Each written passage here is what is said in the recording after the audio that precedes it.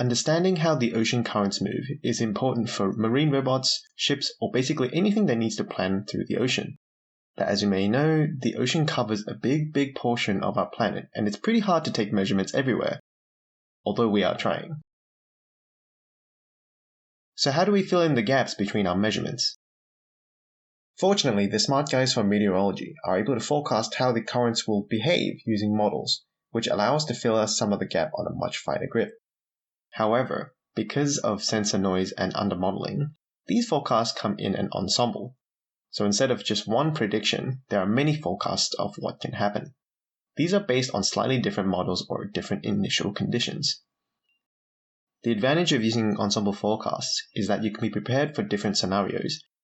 Maybe there are 2 different flow patterns that the ocean could end up in, but it's too early to tell which one. Having an ensemble forecast lets you account for both. This presents a problem. Most motion planners assume that there's one nominal flow field. We now have many forecasts that all say slightly different things.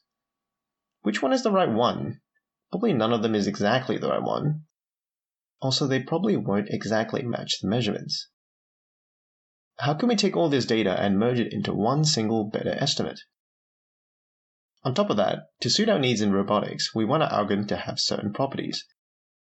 While the forecast gives us currents at a higher resolution than the measurements, they're still tens or hundreds of kilometers apart. We need to be able to get an estimate at any point in space, and it should respect known ocean physics. In particular, we know that the flow is approximately incompressible. We know this is true for oceanography. It even has a fancy name, the Boolean-esque approximation. Another thing is that the ensemble members will have recurring flow patterns, which are flow field structures that are likely to happen. We want to be able to find those and use them in our estimate. Finally, we want this to be quickly updatable when a new sensor measurement from the field comes in.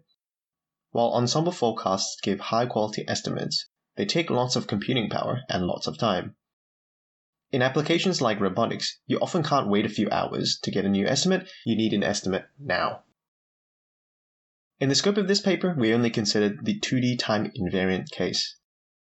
We know the ocean does change over time and has volume, but the 2D time invariant case is a good stepping stone towards the 3D time variant case and is also interesting on its own. So we're going to propose our approach to this problem. Our approach has 3 parts, 2 parts offline, 1 part online. The offline part uses ensemble data to construct a basis of flow fields.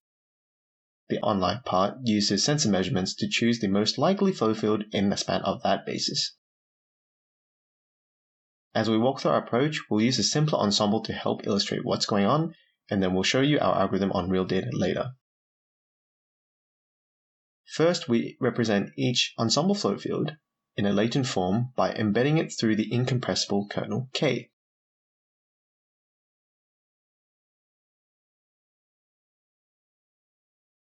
For each of these beta i's, we can reconstruct their corresponding ensemble member flow fields. In fact, we can construct a flow field from any vector of the same size as these betas. Representing each flow field in this latent state beta does 2 things. Firstly, it enforces incompressibility. No matter what beta you choose, when you put it through the kernel, the flow field you get is incompressible. Secondly, we can actually get an estimate of the flow field anywhere in the plane, not just at the grid points, so the kernel acts kind of like a smarter interpolation. So our first offline step was to enforce incompressibility by using this latent state representation. Now we can take the latent states of all the ensemble member flow fields and look for patterns between them. We put all these latent representations together in a big matrix, and then we perform the singular value decomposition, or SVD. This is basically principal component analysis, or PCA, on the data. The different kind of flow patterns are represented by the left singular values, which are the columns of U. And then we can see what they look like if we turn them back into flow fields using the kernel. We call these our basis flow fields. If we pick a set of coefficients to put in front of these basis flow fields, we can construct a flow field estimate. By changing these weights, we can express different flow fields. Let's look back on the other 2 outputs of SVD, sigma and V transpose. If we combine them into one matrix W, the weights of the ensemble member flow fields are just the columns of W. So then the problem of choosing our flow field estimate becomes a problem of choosing a set of these weights corresponding to the real flow field. But what are the correct weights to choose? That's the goal of our third step. Just before we go on, we want to note that this SVD step is really pointing ahead towards the time-varying case, where we plan to use something called dynamic mode decomposition, which identifies flow patterns in time-varying flows and also produces a linear dynamic model of the time-varying flow. Okay, so we're at the end of the second step, which is all done offline, and we had a collection of bases, but we don't know what coefficients or weights to put in front of them. This third step estimates those weights. The main idea is to set the state of the Kalman filter to be the weights we want to estimate, and use the online measurements to update this state. Okay, let's see how that works in our example. Our estimate in purple is initialized with the mean and covariance of the ensemble members in weight space, which isn't perfect. The red heat map indicates the error, so more red means more error. Then we take our first measurement. We update our weight vector using the Kalman filter, and our flow field is looking much better already. And this next measurement makes it almost perfect. Alright, let's see how this algorithm compares with others on this simple ensemble. This is our approach taking in sensor measurements in a straight line, maybe from a boat or something.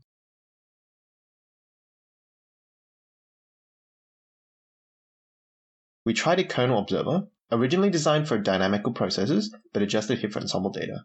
It also uses a latent space, but doesn't extract flow patterns. Using the same incompressible kernel as our approach, the results look like this. Because the kernel observer isn't extracting flow patterns, it tries to estimate the latent state directly.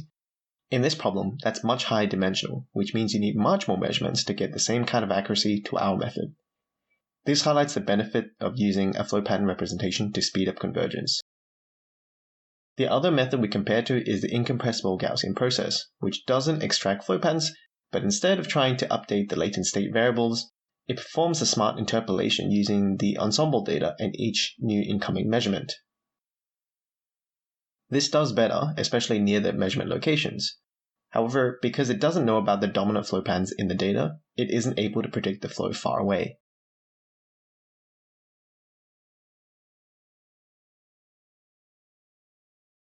Okay, we know it works on synthetic data, but how does it fare on real data?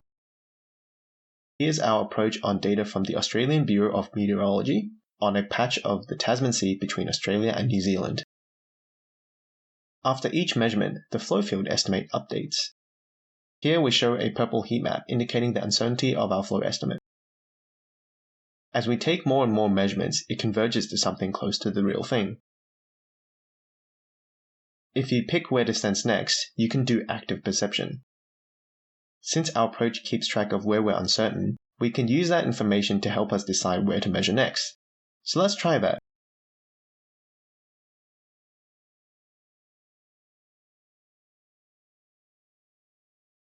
You can see that this gives us faster convergence compared to sampling in a uniformly random way. So in this paper, we propose an idea to estimate flow fields in a way that takes advantage of both sensor data and also ensemble forecast data. It guarantees incompressibility and has fast convergence compared to some other methods by leveraging the information available in the ensemble forecast. For the moment, we've shown results for time-invariant flow fields. Obviously, the ocean isn't time-invariant, but we set it up in a way to address the time-varying case, so that's the next thing we'll be tackling. We're happy to take any questions. If you like this paper, we've submitted a related one to ICRA, so maybe we'll see you there.